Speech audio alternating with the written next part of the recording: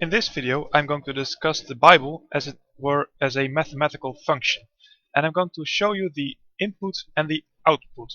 I'm going to do the output first and later the input. And the first thing I want you to understand is the historical relevance of the Bible. But not only that, it's also going to show you, hopefully, the many ways in which you have already been influenced by the Bible, either directly or indirectly. And the first thing that I'm going to mention is religion. First of all, Judaism, secondly, also Christianity, and third, Islam. I could mention more religions that have been influenced by the Bible, but these are the three major ones, especially the first two. And they belong, like I said, on the output side of the Bible. One could also make a case for Judaism and possibly even Christianity to put them on the input side of the Bible, but I'm not going to get too complicated now. Other things I could mention are, for example, humanism or atheism.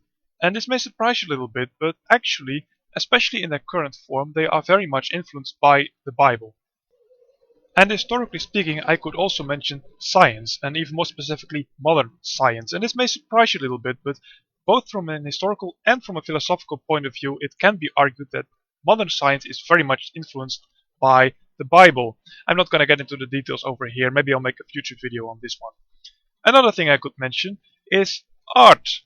Art, and there are many forms of art that I could mention in this category. And the first thing that pops into my mind whenever I think of art is paintings. I love paintings, at least looking at them. I don't like making them. And another thing would be music, and I could also mention architecture and literature. And there are all sorts of other types of art I could mention here, but I'm just going to give you this short list so you have a brief idea of what it's all about.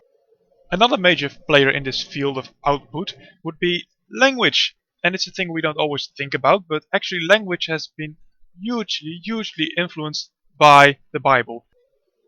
And one place this can be seen would be in the unification of languages, where you need a unified language, or at least a unified spelling of the language, in order to get a Bible translation in that language. Another place you can see the biblical influence in our modern language would be in sayings and expressions. Think for example of a broken heart, or forbidden fruit, or to put words into one's mouth, or even the writing on the wall. You may recognize the last one as a biblical one, but even a broken heart is actually a biblical expression. If you're interested in these kind of things, I've put a link in the descriptions below where you can see many more examples of biblical expressions in modern day English. As you can imagine, I could put many more things in the output box of the Bible, but I'm gonna mention just one more, and it's arguably the most important one, and it's human beings. This probably won't be a surprise to you if you're a bit informed, but over the course of history, millions and millions of people have been influenced by the Bible. I myself could be an example, but also you who are listening to this video about the Bible has, by definition, been influenced by the Bible.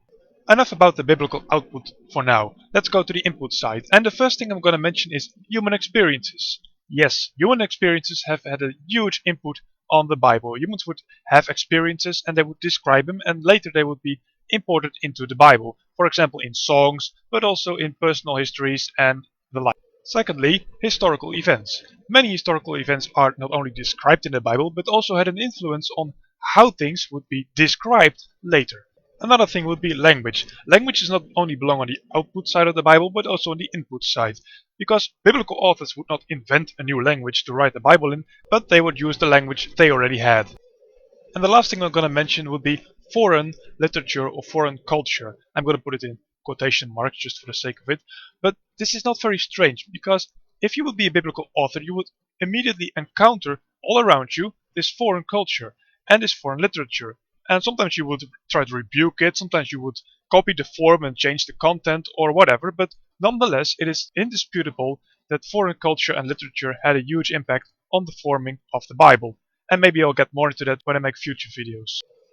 Over the course of history, many people believe that the Bible has also been divinely inspired. And I'm going to put it here in a different color, dark blue.